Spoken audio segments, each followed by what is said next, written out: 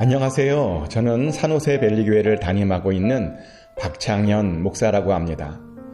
먼저 시편 102편 1절부터 5절까지의 말씀을 제가 읽어드리겠습니다.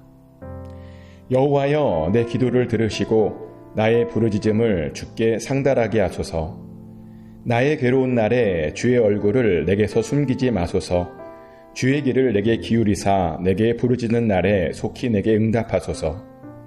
내 날이 연기같이 소멸하며 내 뼈가 숯같이 탔음이니이다.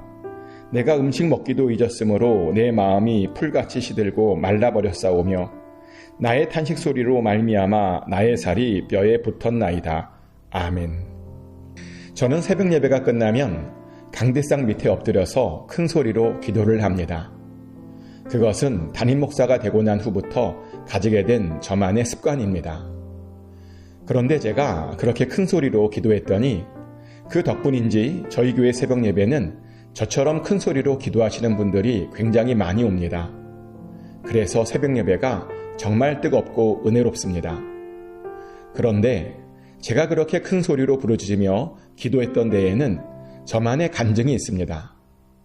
고등학교 시절 제가 다니던 교회는 집과 학교 사이에 있었습니다. 학교가 끝나고 집에 가면 항상 교회 앞을 지나가야 했습니다. 그런데 마침 그 교회는 기도실을 24시간으로 오픈해주는 교회였습니다.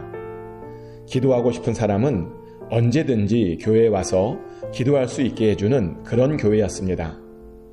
그래서 고등학교 때 매일 교회에 들려서 기도를 했었습니다. 지금 생각해보면 얼마나 큰 은혜인지 모릅니다. 그런데 그때 교회를 들려서 매일 큰 소리로 기도했었습니다. 미래와 집안에 있는 기도 제목들과 성적에 대한 것들을 큰 소리로 매일 부르짖으며 기도했었습니다. 그리고 그랬더니 응답을 받았습니다. 점점 집안이 평안해졌습니다. 또 성적도 눈에 띄게 올랐습니다. 그래서 원하는 대학에도 들어갈 수 있었습니다. 매일 부르짖으며 기도했더니 응답받은 겁니다. 그러다 보니 지금도 그렇게 부르짖으며 기도하고 있는 것입니다. 그런데 오늘 본문의 시편 기자도 부르짖으며 기도하는 것이 얼마나 좋은지 알고 있는 것 같습니다.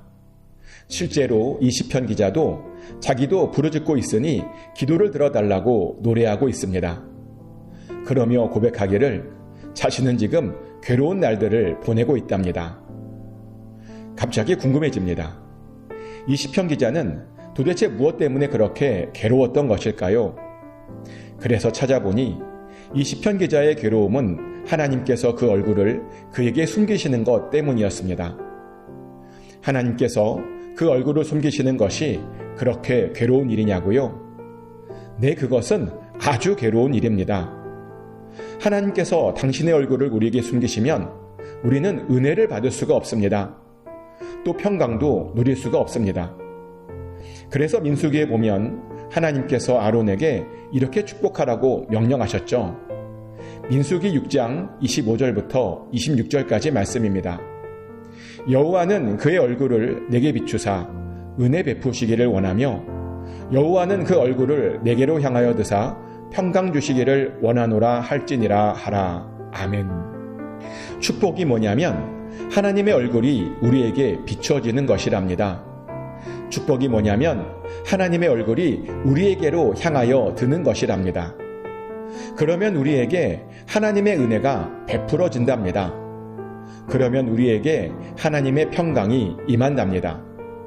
하나님의 얼굴이 우리에게 비춰져야 이런 일들이 생긴답니다.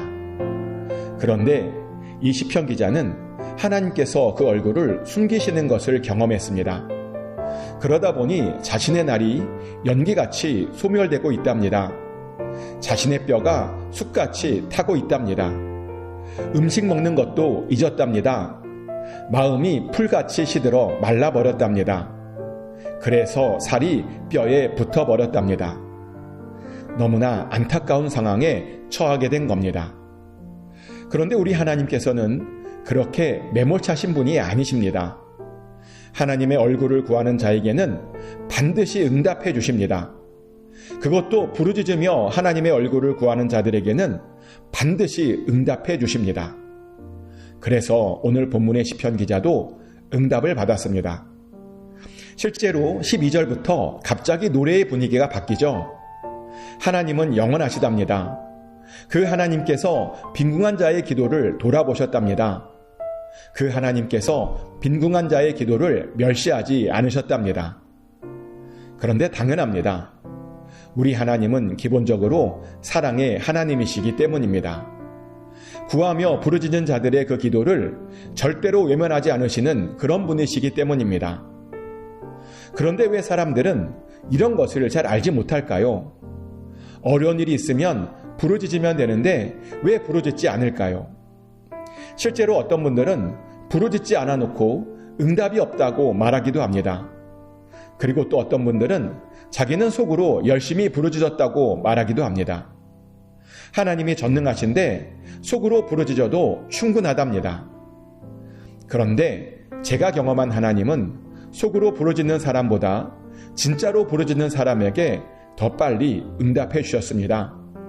왜냐하면 진짜로 부르짖으면 더 간절히 외칠 수 있기 때문입니다.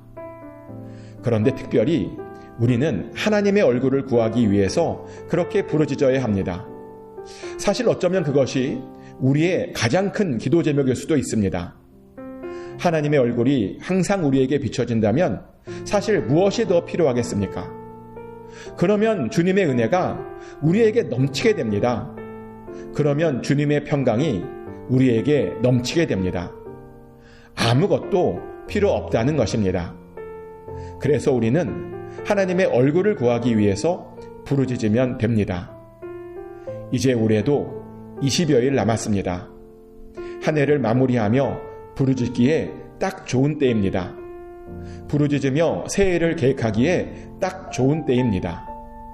축복하는 것은 꼭 하나님의 얼굴을 위해 부르짖으심으로 응답 받으시길 축복합니다.